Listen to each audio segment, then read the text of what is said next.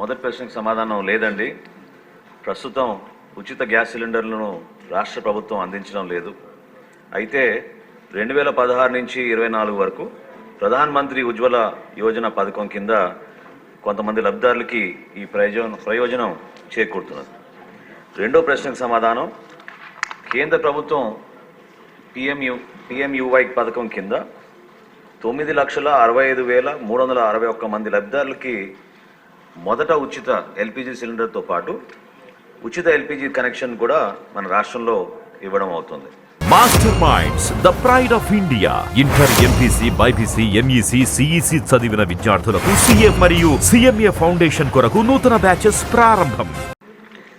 అధ్యక్ష, ఎన్డీఏ కూటమిలో భాగంగా మేము ఇచ్చిన మేనిఫెస్టోలో ఖచ్చితంగా మహిళలకి ఉచిత గ్యాస్ సిలిండర్ల గురించి ప్రస్తావించాం. దానికి మన ప్రభుత్వం కట్టుబడి ఉంది. తప్పకుండా మూడో ప్రశ్నకు సమాధానం, మహిళలకి ఉచిత గ్యాస్ సిలిండర్ గురించి త్వరగా దీనిపైన నిర్ణయం తీసుకుని వివిధ శాఖలతో మేము చర్చించుకుని సభాముఖంగా మరొకసారి గౌరవ సభ్యులకి అందరూ కూడా తెలుపుతాం. అధ్యక్ష, క్వశ్చన్ నెంబర్ 83 అండి. సార్ మీరే మనోహర్ గారు 83.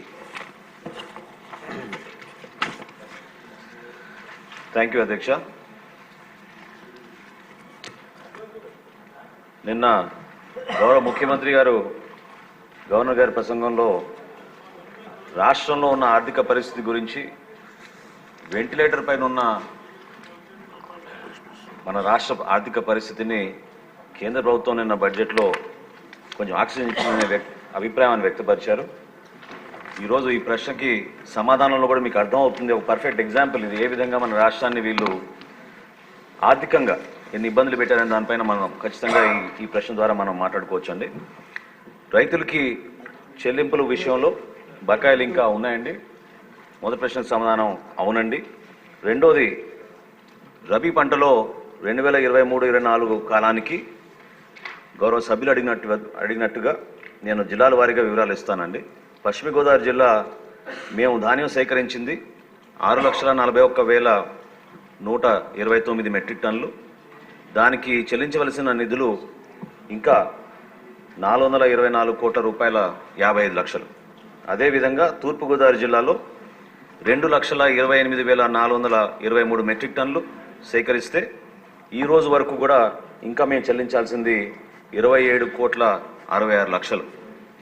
ఏలూరు జిల్లాలో 2,01,369 మెట్రిక్ టన్నులు ధాన్యం సేకరిస్తే చెల్లించాల్సింది 47 కోట్ల 53 లక్షలు. సుమన్ టీవీలో మీ పర్సనల్ అండ్ బిజినెస్ ప్రమోషన్స్ కోసం కింది నెంబర్కి కాంటాక్ట్ చేయండి.